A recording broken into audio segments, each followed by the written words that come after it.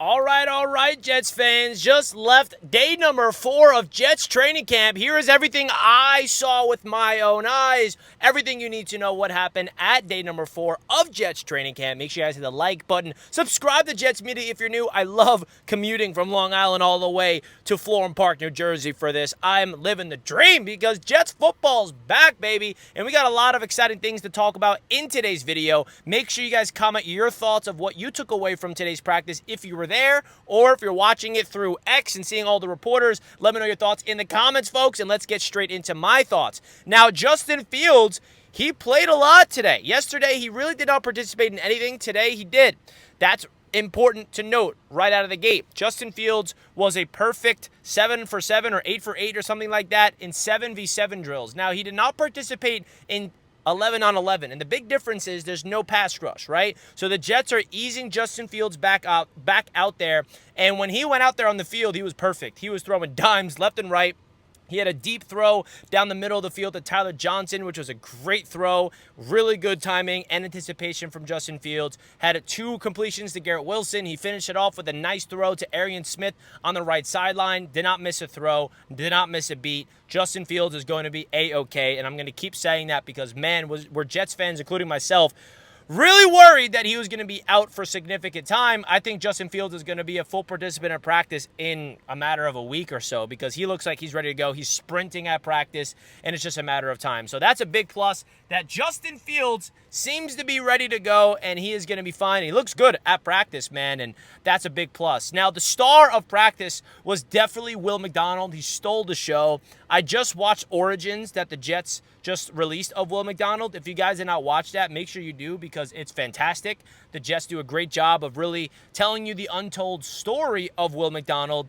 And now seeing Will McDonald in person for the first time since watching the Origins documentary I watched last night, wow, Will McDonald is going to be a superstar, man. He was unblockable. He put Armand Membu in a blender, and there is no pads, so you definitely got to note that. So you can't really evaluate the trenches too much just yet. But, man, you watch Will McDonald go out there, putting the spin move on Will McDonald. Will McDonald putting the spin move on Armand Membu. Also using his power moves as well. He leveled Membu back into Tyrod Taylor on a rep at the end of practice. And he just looks like he is going to be a dominant player this year. If I had to bet and he plays all 17 games, I think Will can put up 13, 15 sacks if everything goes well for him. He has that much upside, that much potential with this defense with Steve Wilks and Aaron Glenn. So that's a big thing that I noticed is Will McDonald. And sticking with the defensive side of the ball, rookie Aar Thomas got an interception on rookie quarterback Brady Cook. I think that's important to note here because Brady Cook, he actually looked pretty good today. I'm not going to lie. We'll get into that later. Outside of that interception, he looked good. But Aar Thomas, there was a rep where I saw him one-on-one with Arian Smith. He blanketed him. And then that interception where I forgot who he was guarding. It may have been Gibson, but he was basically running the route for him, was all over him, and jumped the route, got the interception. He was pumped up. And you guys know me. I'm very excited about Aar Thomas. Sorry, the camera, it's hard to do this in the car right here. But I'm very excited about Aar Thomas. I think he has a chance to steal Brandon Stevens' spot as the starting cornerback next to Sauce Gardner as the season goes on. Stevens will be the starter week 1 for sure, of course, if he's healthy, but I think Thomas has a chance to compete for that spot. He looks really good out there. It looks like he's a pro, ready to go out there and play some ball immediately. Some other notes that I have on the defensive side of the ball, Quincy Williams and Jamian Sherwood continues to flash. They're both getting blitzed more than they ever have before. Robert Saleh never blitzed them much, and you know that they're going to get utilized in a different capacity right here with this defensive scheme. And you talk about Aaron Glenn, and yesterday it was a big deal about the shift in the mindset. The whole structure of practice is different now, man. I mean, every day is a different style of practice. They did this unique old-school football drill that Robert Saleh never did where it was basically, you know, one-on-one. Garrett Wilson versus Sauce Gardner. Garrett's got the ball. He's got to run around the cone, and then Sauce got to tackle him, but they're not tackling yet. They're just doing two-hand touch. So it's kind of like, you know, one-on-one tackling drills. And it was really fun to watch that drill. Tony Adams, he flashed the most in that drill. He won the rep every single time, and every single time he won the rep, he ripped his helmet off. He was fired up. I think Isaiah Davis had a sick juke move on that rep as well, one-on-one. So that's an old school gauntlet type of football drill that Robert Saleh never did, and Glenn was loving it. He was the one with the whistle, getting them lined up, firing everybody up. So that was a cool drill to watch in person. And then another thing to note is the kicking battle between Harrison Mevis and Caden Davis. They look pretty good today. I'm not going to lie. It started off a little rough, but then they had a stretch where they would start out with a 25-yard field goal, back up to 35, back up to 45, back up to 55. And according to my memory here, I'm pretty sure Mevis was perfect on the second round, 8 for 8. Caden Davis was 7 for 8. So that's going to be an interesting battle to watch between the two rookies at the kicking spot. So make sure you guys stay in the loop because we need a good kicker after Greg DeLeg was fantastic and then he sucked. We had to get rid of him. The Jets are going young at that position, so definitely curious to keep that in mind. Now let's go to the offensive side of the ball. Tyrod Taylor was the quarterback. He had an absolute dime to Josh Reynolds down the left sideline to start off practice. Sauce Gardner in coverage. Moonball. Tyrod is a pro's pro. He is someone that you just love to watch play football just because he's a veteran that has so much swag and he has so much confidence in himself. Dime to the left sideline to start off practice. He started off things really well. And outside of that, the run game was interesting. The offensive line is another intriguing note here. We had Josh Myers lined up with the starters today.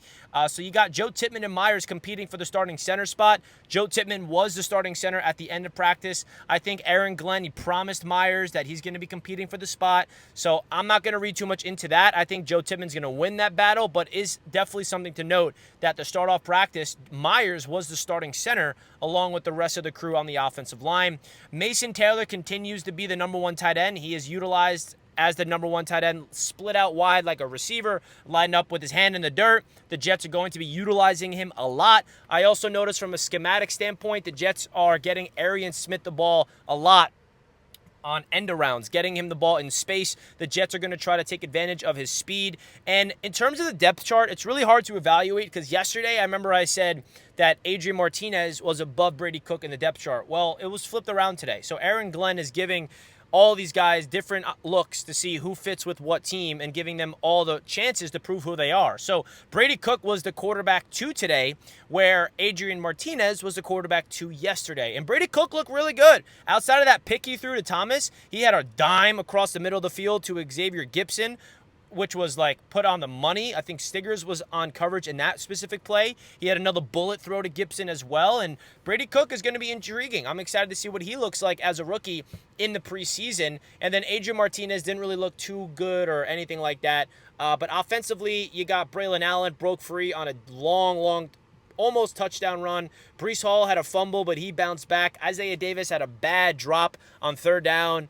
But outside of that, that's my biggest takeaways. It's hard to kind of remember everything that happened in practice. I'm like downloading everything in my brain as it happens while I'm live tweeting. And when I'm making these videos from the car, I'm not looking at any notes. I'm just basically recalling everything from my mind. So if you guys enjoyed, let me know. And I'm sorry if the edits and the B-roll is not as great in this one because I got to get home and miss the... I don't want to get stuck in New York traffic again, so I'm just going to upload this like that. So I hope you guys enjoyed the video. Comment your thoughts. Comment a Jet emoji if you enjoyed all the way to the end of the video.